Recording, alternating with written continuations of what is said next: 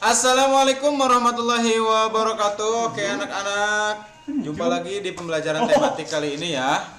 Nah, untuk pembelajaran tematik kali ini kita masuk ke subtema 3 pembelajaran 1 ya anak-anak.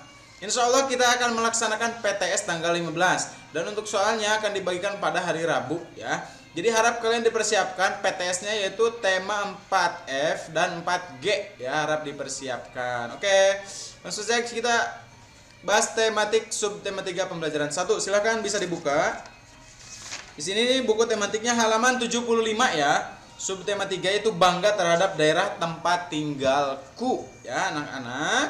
Nah, sebelumnya memang sudah ada ya, kita membahas di minggu kemarin ya, bangga terhadap tempat tinggal kita ya. Tapi di sini kita akan membahas yaitu di pembelajarannya itu akan belajar menjelaskan hubungan menjelaskan hubungan gaya dan gerak pada peristiwa di lingkungan sekitar. Kemudian menjelaskan tokoh-tokoh dalam cerita fiksi ya. Nah, sikap yang akan dikembangkan itu sikap percaya diri dan kerjasama. Tapi sekarang tidak mengembangkan kerjasama ya, tapi mengembangkan sikap percaya diri ya. Oke, silakan anak-anak bisa dibuka di halaman 75. Di sini ada menjelaskan hubungan gaya dan gerak pada peristiwa di lingkungan sekitar ya. Oke. Nah, di sini ada tampilan, ada gambar di halaman berikutnya. Pengaruh gaya terhadap gerak benda. Coba anak-anak analisis, bisa dilihat di sini. Kira-kira pengaruh gaya terhadap gerak benda yang memegang bendera atau menancapkan tiang bendera ya ini. Kira-kira apa yang terjadi? Nah, ya. Terhadap gerak benda. Di sini diberi gaya apa? Gaya otot ya. Nah, bendanya menjadi, oh ini menarik bendera ya anak-anak ya, ini menarik bendera yang tadinya di bawah menjadi ke atas ya, yang tadinya benderanya soal di bawah menjadi ke atas ya. Kemudian yang ini pengaruh gaya terhadap gerak benda yang asalnya kudanya misalnya diam menjadi berjalan ya. Oke, yang tadinya ini asalnya kudanya diam jadi berjalan, setelah diberi gaya otot ya, ditarik oleh kusirnya, kemudian berjalan ya. Kemudian setelah itu gaya juga bisa mengubah arah ya, tapi ini kita fokusnya ke gerak benda. Jadi di sini kalian bisa mengisikan pengaruh gaya terhadap gerak benda yang ini, yang asalnya dia menjadi bergerak ya, maju ya. Kalau yang ini gimana? Gerak benda yang ini kira-kira sedang apa ya? Sedang mendorong dinding ya. Ini sedang mendorong dinding. Jadi kira-kira apa yang terjadi? Kira-kira bisa nggak dindingnya bergerak? Tidak ya, kalau yang ini tidak bisa bergerak dindingnya. Ente keur ngajar nyeun materi.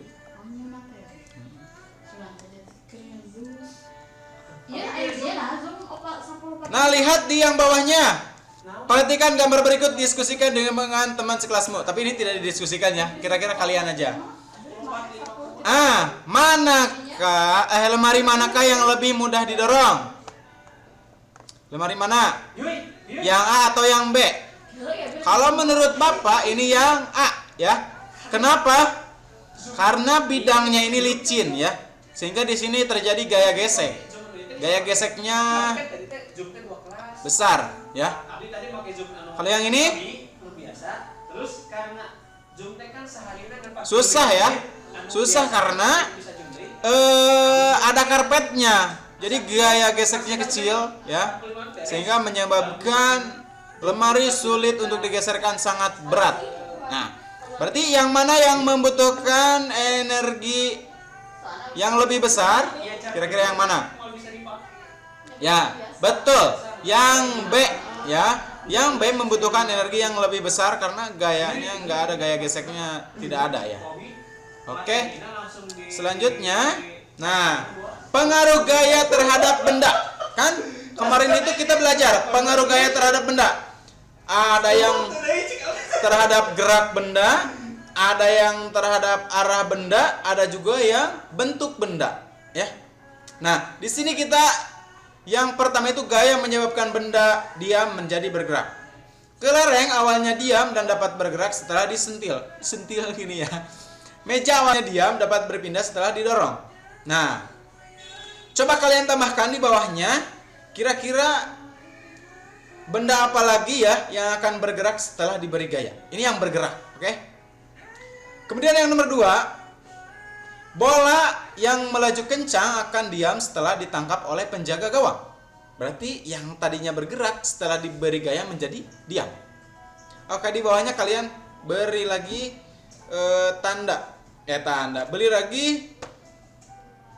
beri contoh benda yang diam setelah diberi gaya. Oke. Yang ketiga, gaya dapat mengubah arah. Yang tadinya lurus misalnya jadi belok, yang tadinya belok jadi lurus. Nah, itu ya. Contoh di sini bola kastik yang dilempar ke arah tembok akan berubah arah setelah membentur tembok. Oke. Bisa juga misalnya motor atau sepeda. Asalnya lurus, setelah kalian beri gaya otot menjadi berbelok. Itu ya. Nah, di bawahnya kalian beri lagi contoh gaya mengubah arah gerak benda, ya. Yang keempat, gaya dapat menyebabkan benda bergerak lebih cepat, ya. Contoh, mobil yang bergerak lambat akan bertambah kecepatannya setelah digas oleh pengemudinya, ya. Asalnya kan mobil misalkan diam, terus digas, sedikit melambat, ditambah lagi gasnya menjadi lebih cepat dan direm menjadi berhenti. Oke, di situ kalian tambahkan juga benda yang bergerak lebih cepat setelah ditambahkan gaya. Yang kelima, gaya dapat mengubah bentuk benda. Contohnya di sini plastisin dibentuk menjadi mobil-mobilan, ya. Tahu plastisin? Tahu ya. Nah, itu ya. Jadi kalian beri contoh juga di bawahnya gaya yang dapat merubah bentuk benda. Oke? Nah, itulah anak-anak ya.